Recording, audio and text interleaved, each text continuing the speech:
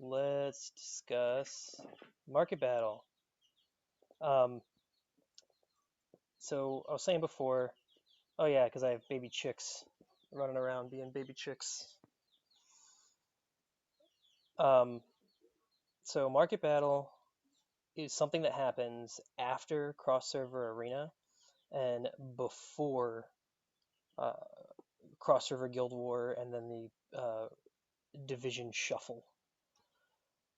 Uh, market battle is this thing that like people don't really understand. It doesn't really explain it well. Like, I guess you can touch this and look at this, but it might be better if I can just explain it because there's also some like strategy around it. Uh, so basically, it starts at 10, ends at 10. Starts at 10, ends at 10. You basically, it's guild, it's your guild working together against other guilds.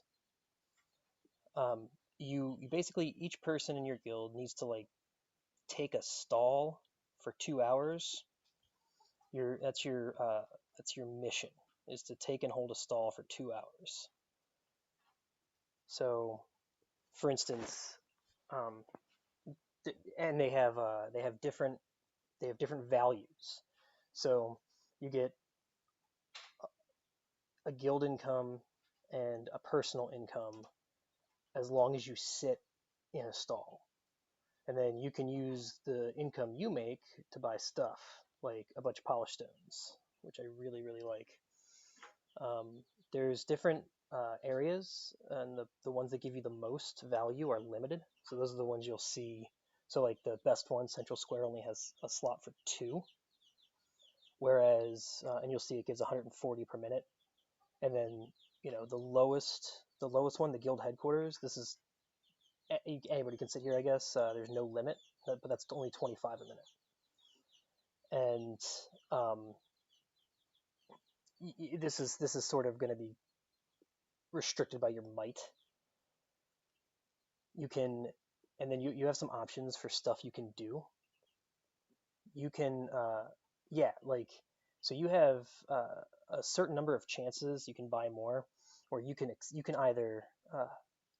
either expel, which means you fight them and just kick them out, or you occupy, which means you fight them, you kick them out, and then you take over the stall. And then you get, I think, like a 15-minute period of not being able to get kicked out. Yeah, I mean, if you're stronger, go take it. But then you have to be careful because if they have like 9 mil guildies, they might come in and blow you away. Um, so you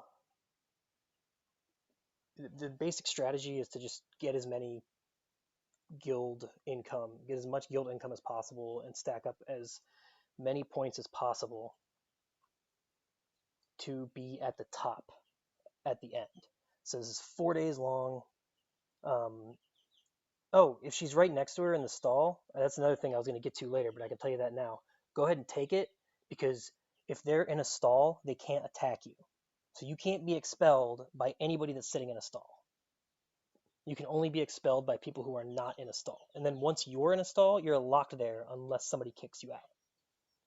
So there's these earnings here, and there's like placing for it's basically the most income, the most amount of time your guild, the this guild's guildies have been sitting in stalls making the most amount of money, and the rewards are pretty great. Um, these are in the form of guild loot, which is pretty interesting. It's not like individual rewards. So like if you come in first place, your guild gets 10 level 6 gem packs, 20 summon nectars, and 10 peach fans to as loot to hand out. And then the top three get buffs for the guild war, which is really, really, really useful. Um, Generally, but it also it really puts the main whoever the strongest guilds are that can win this tend to also win the guild war because they have the buff and they were already strong enough to amass the most. There's ways to mitigate that though. You basically you can expel people. You can be sort of strategic about it. One of the times that's important, like different times of the day are important. So 10 a.m. and 10 p.m. That's the whole like time period that anybody can occupy stalls. Um, there are certain bonus times. So between 6 and 9, the best stalls start giving bonus income. That's when you're going to see like we have a 13 million and an 11 million and stuff. We have a couple really big fatties on our division. That's where you're going to see them just sit there. Um, yeah, you want to be in control of one of these spots during your time. It doesn't matter who, as long as it's your guild. And then each has their own bonus time, or it might be the same for all of them. This thing, this thing likes to take forever to load the bonus time. The top two, okay. So the other ones don't have bonus time. You'll see a lot of fighting over the dock and stuff like that. What I'm gonna do here is I don't like to fight for the bonus time because I'm like 10th or 9th in strength on the division. But I do want to start getting some income. And let's see, 10-3 and 10-2.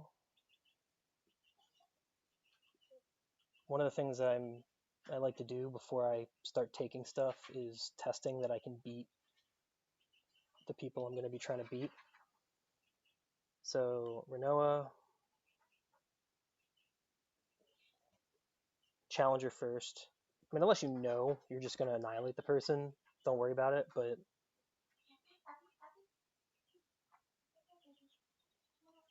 all right, so I beat him on auto, and then yeah, you should be all right unless somebody's going to kick you out. Sometimes like low might people can just sit in there, um, and nobody will touch them because if you're being strategic about your challenges, you can actually um, you can sort of control where you sit and when you sit there.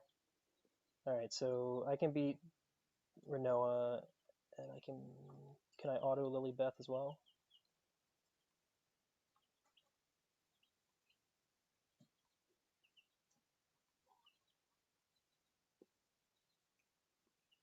Because who I pick is going to ultimately be um, the one in the most dangerous guild in terms of how much income they can bring in. All right, so yeah, so I beat them both consistently on auto, and I will yeah. So if I go back into Market Battle, Central Square, Night Dancers versus Anbu. I think Night Dancers is strong, so I can either expel or I can occupy. Expel means I would just kick them out of the stall, and then they're gone, and the stall becomes open. Or I can occupy it, which means I kick them out of the stall and then I take it over. So I'm going to occupy. Bloop. All right, so now I took the stall. You'll see me here. Now I'll be. One of the other reasons why I like to take these stalls not during bonus time is because our guild is kind of small, and um, when it comes bonus time, we want our people to be sitting in these docks. And if Maestro and I are if one of us isn't available, then our guildies can just get knocked out of these docks. And if one of us is out there, we can protect them. So some strategies you can do. You can set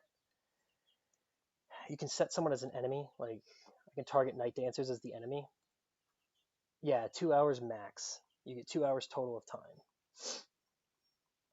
If you set someone as the enemy and you go into like the dock here, their name will be highlighted in red, so you know they're the ones that you want to get.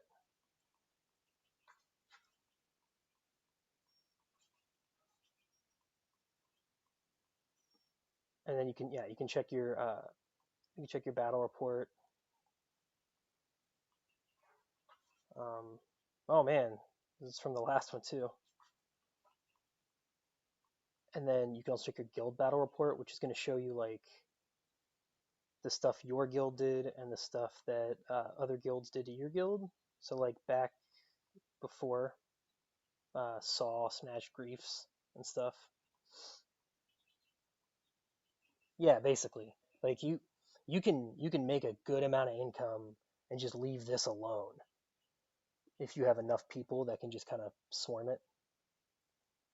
Like I've seen guilds with like 11 billion people at like 6 million might, and they can pretty easily make a good amount of income. One of the other things, like if you sort of ally with a guild, that's what I did. That's what we did last time because there's no way anybody was going to catch up to them. They were in first place, so we allied with them and um, didn't attack any of their guildies unless we had to. And when you have a sort of diplomatic relationship with another guild, you can start kicking each other at strategic points in time. Like, let's say somebody takes over a dock stall, but then a central stall opens up, and the person that took the dock stall would be unchallenged in that one. You can have your sort of ally guild. You can have them kick you, and then you can go get in that stall. But then that's just all diplomacy. That's not like game mechanics. You can't like I can't like set an ally here. Um, but yeah, basically that's it. You take and hold. You boot. You expel if necessary. Um, if you are really getting into it with another guild, you can buy more challenge chances, which allows you to expel more. And there's some like etiquette in some divisions where people think that people will say that like expelling is not cool. Well, you can't because if you like if I don't want to occupy like I don't want to occupy a dock stall, but if I want one of my guildies to occupy a dock stall, like for instance, like Sarah and Pat Pat are both really strong, and the only ones on in my guild that can beat them are myself and Maestro. So if we want somebody to get this stall, if we want one of our guildies to get one of these stalls, we would have to be the ones to expel them. Yeah, expel, and it's also to knock out. It's also to knock out slash annoy other guilds if they're making like a ton of income. So like if let's say Night Dancers gets to like 400,000 before, and we're at like 300,000. We can start booting their guildies when we get the chance, and then it doesn't matter who takes it over as long as they don't get it. Again, that's some divisions, some servers don't like that. Some guilds don't like that, and they won't do it. And then if it gets done to them, they'll get really mad. So if you want to put up with like division drama or something, if that happens, that's fine. I don't particularly care. I think it. It's not like you're spawn camping in Clan War. That's just being a jerk. This is like literally part of the game mechanics. It's not just like standing in front of a spawn point and killing everyone you can because they're lagging. Uh,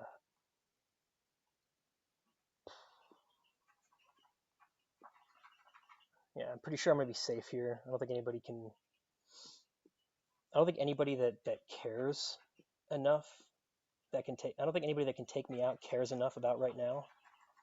So I can hold on to this spot. Plus, I want all the monies. So you can't fight me, Tal. Um, yeah, I don't think you can boot your guildies. Uh-oh, looks like somebody got kicked.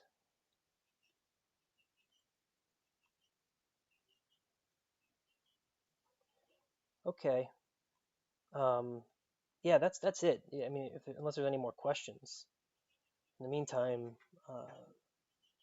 Tal's talking smack, so let's fight.